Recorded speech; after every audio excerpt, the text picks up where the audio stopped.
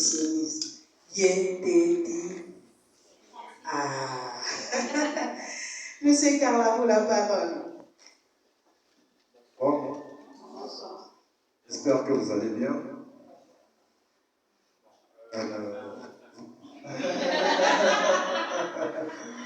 Non, mais c'est important. C'est important de rire, c'est important de passer ces moments. Parce que vous ne vous rendez pas compte, nous avons beaucoup de chance. Parce qu'on apprend beaucoup. Pour ceux qui ne savaient pas. Et ça nous permet de savoir comment prévenir certaines réalités qui nous arrivent. Moi, je vais parler de la nutrition. Avant d'en parler, je vais définir pour que vous sachiez ce que c'est. Parce que c'est un mot, comme on dit chez nous, le gros français, nutrition. Donc, c'est mieux de définir. La nutrition, c'est quoi? C'est une science qui a été étudiée pour faire le rapport entre l'alimentation et la santé.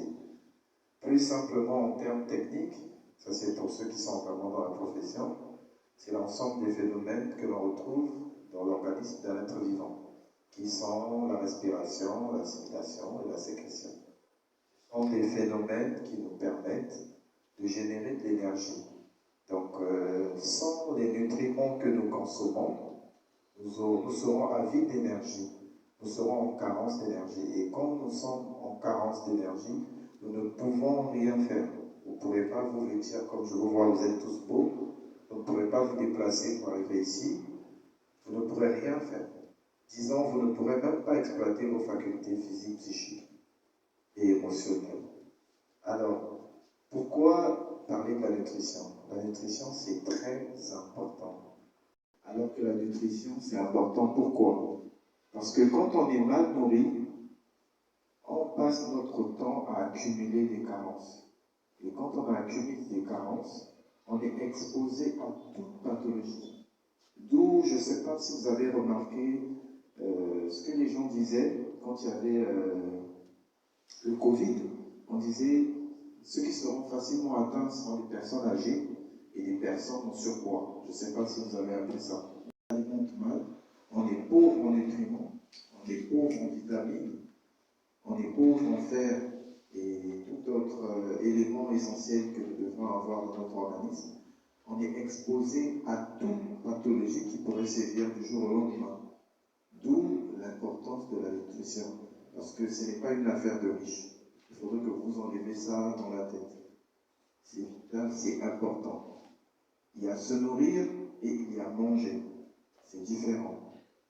On mange parce qu'on a faim, parce qu'il faudrait que le ventre enfle. Mais on se nourrit pour s'accumuler des énergies qui vont favoriser le bon fonctionnement de l'organisme et nous prévenir des pathologies qui pourront être nuisibles ou toxiques à notre santé. Ensemble, je vais vous expliquer les causes qui nous rendent malades. Après, nous allons arriver à la femme enceinte. Comme nous sommes ici, les gens parlent de la maladie. Ce que vous dites, ce que vous appelez maladie, c'est en fait des symptômes. D'accord? On n'est pas malade. Le corps, il est fait de façon parfaite. Quand vous êtes pauvre en nutriments ou quand vous avez des carences, vous allez remarquer que le corps va manifester un désarroi. Ça veut dire que le corps va parler. La fièvre, la malaria, les maux de tête, les douleurs. En fait, c'est le corps qui vous parle.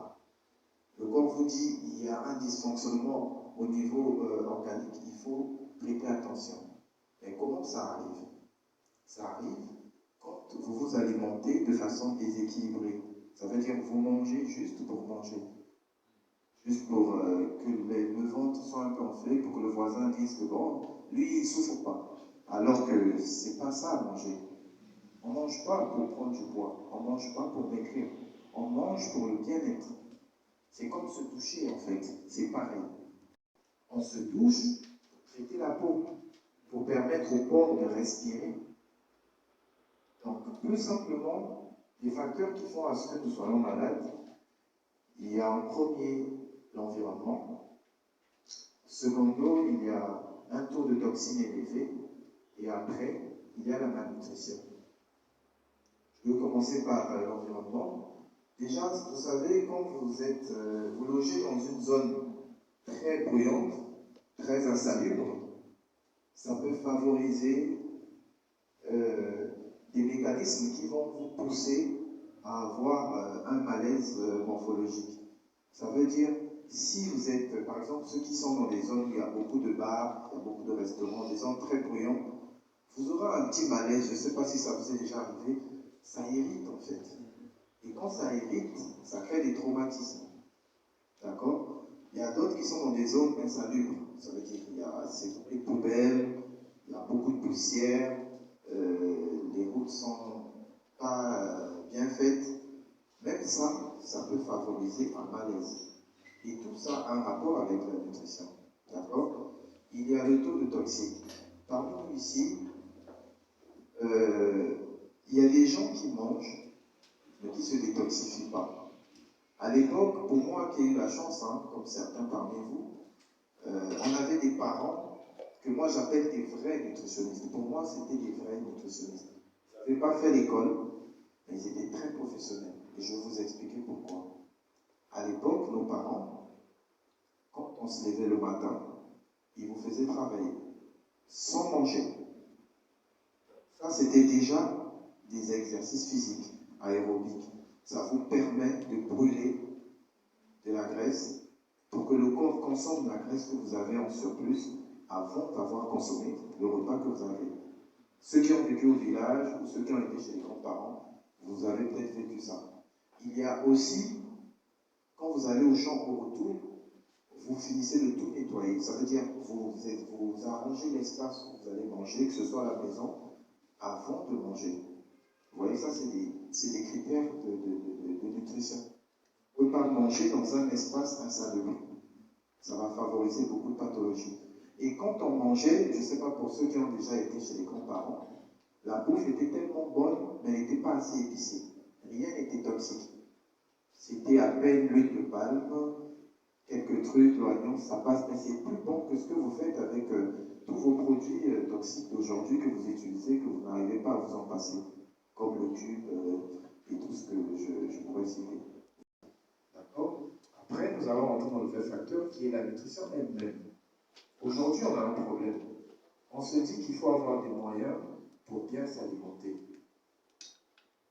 Quand on est enceinte, d'accord?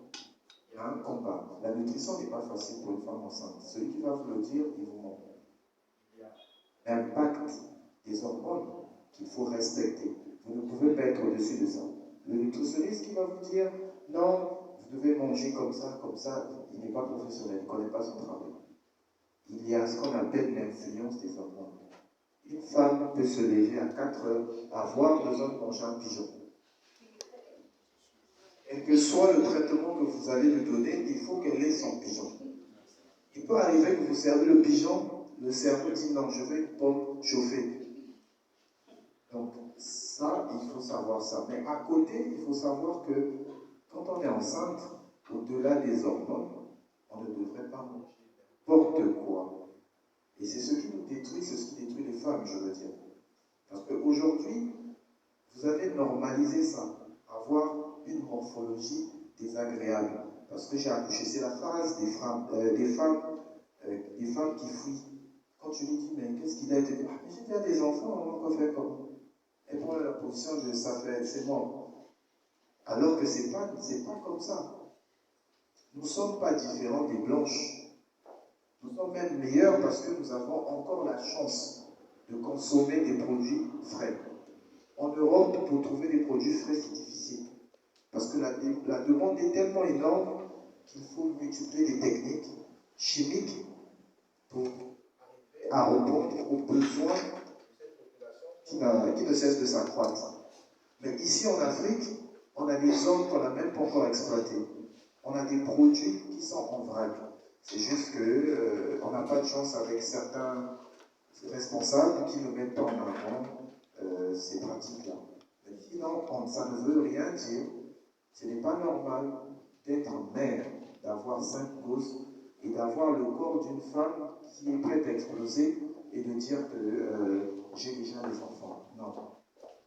Il y a l'influence des hormones, je suis d'accord avec vous. D'accord? Mais il y a aussi l'hygiène alimentaire qu'il faut avoir. Ça veut dire, il faut se dire, je suis enceinte. D'accord? Après, et après, je suis enceinte, je devrais plaire à mon chéri. Je devrais toujours me plaire à moi-même, parce que la priorité, c'est vous. Moi, je vois des femmes qui vont faire du sport, par exemple, juste parce qu'on la regarde plus. Et c'est pas pour elle qu'elle fait du sport. Elle a peur que le regard du chéri aille chez la tisane, alors que ce n'est pas nécessaire. Et on s'occupe de soi, pour soi d'abord. Si vous n'êtes pas bien à l'intérieur, vous ne pourrez pas être bien pour les autres. C'est ça le problème. Donc, quand on est enceinte ou quand on a accouché, c'est important de faire attention à ce que nous consommons. Pourquoi je le dis? Parce que vous allez remarquer les femmes, après avoir passé les 9 mois, au niveau de l'abdomen, il y a une malformation. Et cette malformation déplace les organes qu'il y a là. Donc il y a le diaphragme qui est repoussé en arrière, d'accord, pour permettre le placement du placenta, et il y a le côlon qui est un peu décalé. Quand vous accouchez, ces organes-là ne sont pas en règle. Il faut bien s'alimenter pour les remettre en place. Il faut favoriser une bonne circulation de sang. Ça veut dire qu'il faut manger des aliments qui ne vont pas vous nuire. Je vais en citer quelques-unes pour ne pas tout citer. Déjà, il faut éviter de manger surgelé quand vous accouchez. Et pour celles qui diront non, on n'a pas de moyens, c'est les cuisses de poulet qui coûtent moins cher, je vous jure que manger du poisson fumé est meilleur que manger les cuisses de poulet. C'est juste parce que c'est mental. Quand elle s'est posée la frite avec de la tomate, peut-être pas bien cuite, c'est plus savoureux que le poisson fumé. Parce que mentalement, déjà tu fais, ah, c'est quoi ça? Et un des gens, tu le reçois chez toi, tu lui sers un plat de poisson fumé au début, il est déçu. Ça qui ne doit pas Dieu. Tu donnes un gros poulet, tout ça, il va chanter ton nom. Non, je dis non, je ne peux pas, on a bien mangé. Oh non, je dis encore au ça va demain. On ira, hein, on ira. Pourquoi? Parce que pour lui, c'est ça manger en fait. Demain, ce dernier ou cette dernière est étonné d'avoir un corps désagréable pour elle-même.